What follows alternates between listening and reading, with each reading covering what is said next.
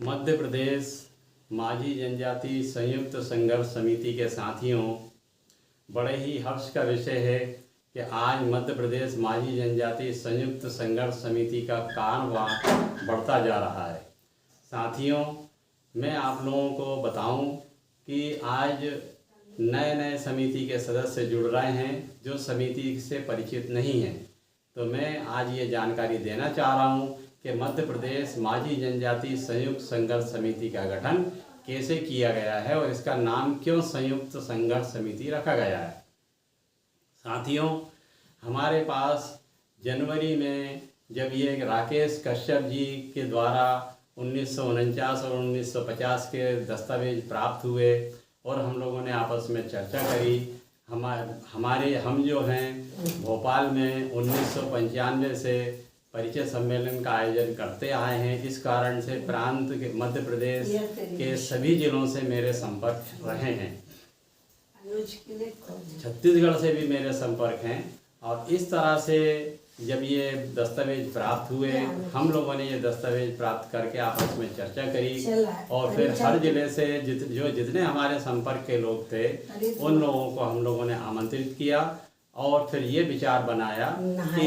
ये चूँकि समाज के बच्चों के भविष्य का सवाल है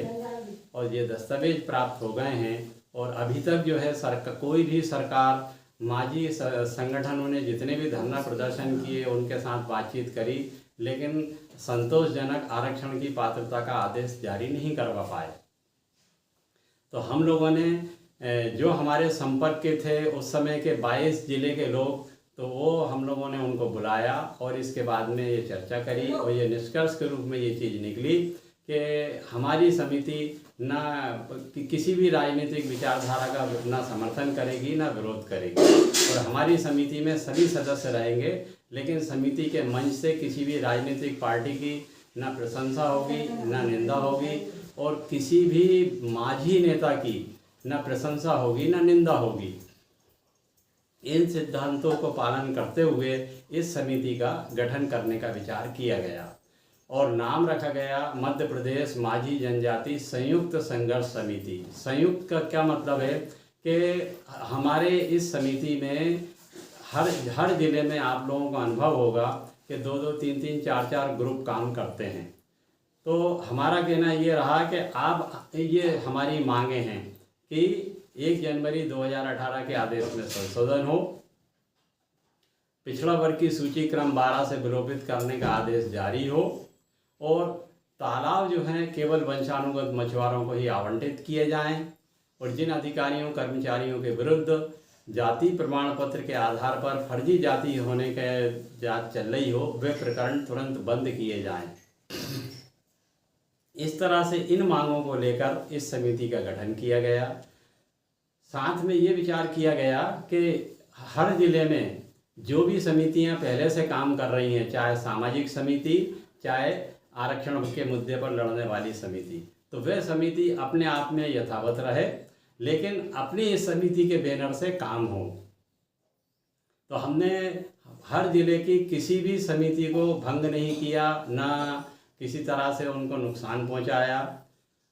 केवल ये रहा कि भाई हमारी समिति इन बच्चों के भविष्य के लिए दस्तावेजों के आधार पर यह आंदोलन करेगी और सरकार के सामने हम ये बातें रखेंगे और ये हमारा मिनिमम कॉमन प्रोग्राम है, इससे आप सहमत हो तो आप सहयोग दीजिए। तो इस तरह से हमारे शुरुआत के दौर में ही जो है 22 जिले जो हैं वो हमारे साथ में रहे और तब से ही ये समिति धरना प्रदर्शन आंदोलन करती आ रही है। इसके गठन के पूर्व हम लोगों ने डॉक्टर कैलाश विनय, इन्होंने भोपाल में 2018 में अपेक्स बैंक पर मछुआ सहकारी समितियों का सम्मेलन आयोजित किया था। उस दिन हम लोगों ने भी बैठक आयोजित की हुई थी, लेकिन चूँकि हमारा ये सिद्धांत है कि हम जब तक आयोजक हमारे को अपने कार्यक्रम में आमंत्रित नहीं करता हम उस कार्यक्रम में भाग नहीं लेते हैं। तो हम लोगों ने जो है ये अपेक्स बैंक का जो इनका भोपाल में कार्यक्रम था, हम लोगों ने भोपाल के सरकारी बाग में जो है जो गुलाब उद्यान का पार्क है भोपाल में, उसके पास में जो सरकारी उद्यान है वहाँ पर हम लोगों ने बैठक रखी। उस बैठक में आदरणीय डॉक्टर कैलाश विनय जो हैं वो अपना ये कार्यक्रम संपन्न करके हम लोगों के पास आए और हमसे कहा कि आइए अपन बैठ के चाय पीते हैं। और हम लोगों को आमंत्रित किया, तो हम लोग टैगोर हॉल के पीछे, उन्होंने कहा कि जो रेस्टोरेंट बना है वहाँ बैठकर अपन लोग चाय भी पी लेंगे और बातचीत भी करेंगे।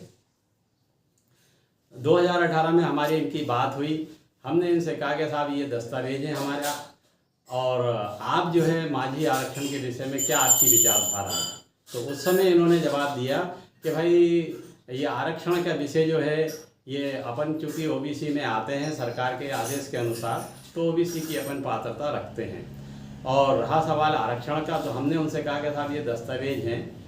ये अभी तक प्रदेश में किसी के पास उपलब्ध नहीं थे, आप देख लीजिए। हमने इनको दस्तावेज दिखाए, तब देखने के बाद में उन्होंने कहा कि भाई देखिए, मेरे को सरकार ने और संगठन ने मछुआ कल्याण बोर्ड का काम दिया है, तो ये काम मैं देख रहा हूँ, और आरक्षण का विषय जो है मोती भाई देखेंगे, आप इस विषय में बात करें। तो हमने उस समय भी इनसे कहा था कि देखिए साहब, हम चूँकि आप लोग सरकार के भाग हैं, तो इसलिए हम ये चाहते हैं कि आपके नेतृत्व में इन दस्तावेजों के माध्यम से सरकार के सामने हम लोगों की बातचीत आप कराइए।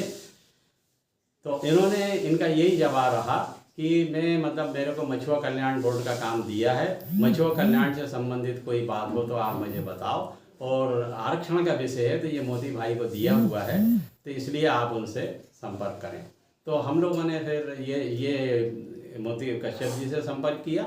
और इसके बाद में जब ये सरकार से हमारी बात नहीं हो पा रही थी, तो हम लोगों ने हमारी इन मांगों को लेकर, हमने उस समय भी कहा था कि हमारी इन मांगों को लेकर हम लोग अगर सरकार